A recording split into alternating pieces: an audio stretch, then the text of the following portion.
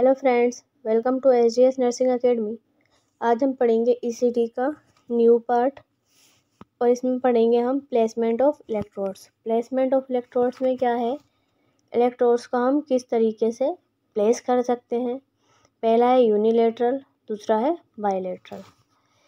Unilateral में है, in unilateral ECT the electrodes are placed only one side of the head, usually on the non-dominant side of the patient।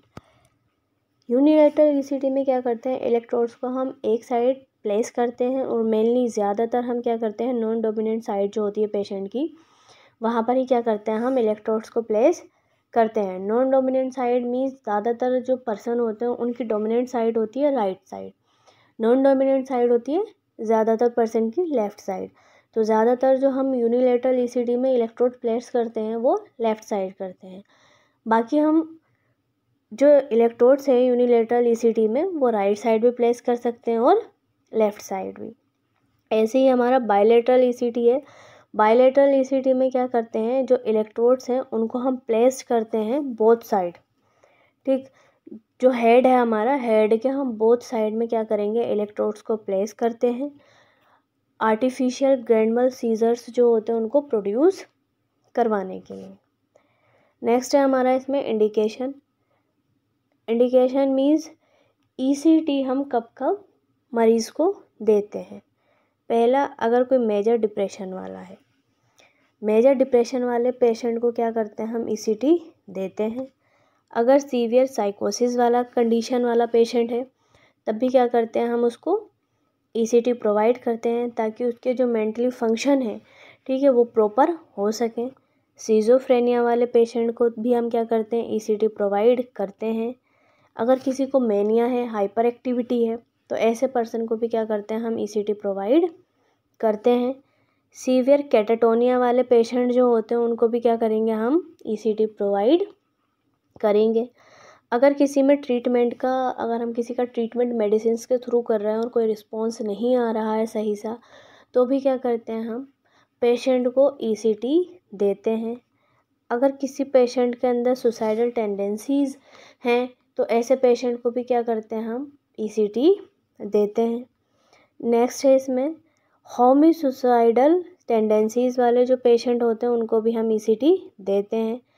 अगर क्या है, good response to previous ECT, अगर पहले जो electroconvulsive therapy हमने दी है उसका अच्छा रिस्पॉन्स मिला है हमें, तो हम क्या है, नेक्स्ट ECT भी उसको प्रोवाइड करते हैं। नेक्स्ट है मेलेंकोलिया। अगर सीवियर डिप्रेशन वाला कोई पेशेंट है तो उसको भी हम क्या देते हैं, ECT देते हैं। अगर किसी का पुअर इनटेक है फूड और फ्लूइड को लेकर, यानी कोई कुछ खाता नहीं है मरीज़, ना कुछ पीता है ना कुछ खाता है, तो ऐसे मरीज़ को भी हम क्या देते हैं, ECT देते हैं ताकि उसके ब्रेन के फंक्शन सही हो सके।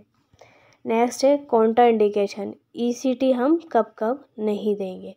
पहला है रेज्ड इंट्राक्रैनियल प्रेशर। अगर इंट्राक्रैनियल प्रेशर बढ़ा हुआ है और उस टाइम पे ECT दे दी तो उस टाइम पे क्या हो सकता है, कोई भी दिमाग की नस फट सकती है, ब्रेन हैमरेज भी हो सकता है। इसलिए ECT को हम कॉन्ट्रा इंडिकेटेड करते हैं अगर किसी पेशेंट का इंट्राक्रैनियल प्रेशर बढ़ा हुआ है। तो ब्रेन ट्यूमर है तो उस टाइम पे भी क्या करते हैं, हम जो ECT है उसको कॉन्ट्रा इंडिकेटेड करते हैं, ECT नहीं देते हैं मरीज़ को।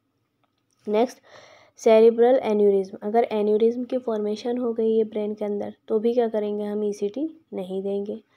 सेरिब्रल हेमरेज, अगर अंदर ब्लीडिंग हो रही है ब्रेन के अंदर तो उस टाइम पे भी हम ECT नहीं देंगे। सेरिब्रोवस्कुलर एक्सीडेंट, अगर किसी को स्ट्रोक की कंडीशन है या सेरिब्रोवस्कुलर एक्सीडेंट की कंडीशन है तो इस टाइम पे भी हम क्या करेंगे, पेशेंट को ECT नहीं देते हैं। अगर किसी को एक्यूट मायोकार्डियल इन्फेक्शन की कंडीशन है तो उस पेशेंट में भी हम क्या करते हैं, ECT को कॉन्ट्राइंडिकेटेड करते हैं। अगर किसी पेशेंट को कंजेस्टिव हार्ट फेलियर है तो उस टाइम पे भी क्या करते हैं, हम पेशेंट को ECT नहीं देते। अगर किसी का रेटिनल डिटैचमेंट हुआ है, रेटाइनल डिटैचमेंट हुआ है तो उस टाइम पे भी हम क्या है, पेशेंट को ECT नहीं देते हैं।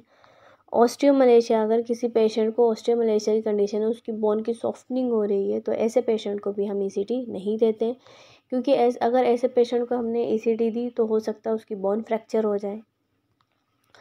फ्रैक्चर, अगर किसी पेशेंट को फ्रैक्चर है, स्कल का फ्रैक्चर हुआ है, तो उस पेशेंट को हम ईसीटी नहीं देंगे। डिसलोकेशन है, अगर किसी को डिसलोकेशंस की प्रॉब्लम है, तो ऐसे पेशेंट को भी हम ईसीटी नहीं देते। नेक्स्ट है, अगर कोई गर्भवती है, फर्स्ट ट्राइमेस्टर ऑफ प्रेगनेंसी है, यानी कोई महिला है वो गर्भवती है, उसका पहला ट्राइमेस्टर चल रहा है प्रेगनेंसी का, तो उस टाइम पे भी हम ईसीटी नहीं देंगे।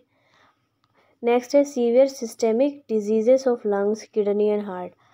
लंग्स, किडनी एंड हार्ट की अगर डिजीज़ कंडीशन है, तो उस टाइम पे भी हम ईसीटी को कॉन्ट्राइंडिकेटेड करते हैं। नेक्स्ट है, ईसीटी के साइड इफ़ेक्ट। ईसीटी के हमने जो हम इलेक्ट्रोड प्लेस करते हैं उसका प्रकार देखिए, यूनिलेटरल, बायलेटरल देख लिया। हमने इसके इंडिकेशन देख लिए कब कब हम ईसीटी देंगे। हमने इसके कॉन्ट्राइंडिकेशन भी पढ़ी है कब कब हम ईसीटी प्रोवाइड नहीं करेंगे।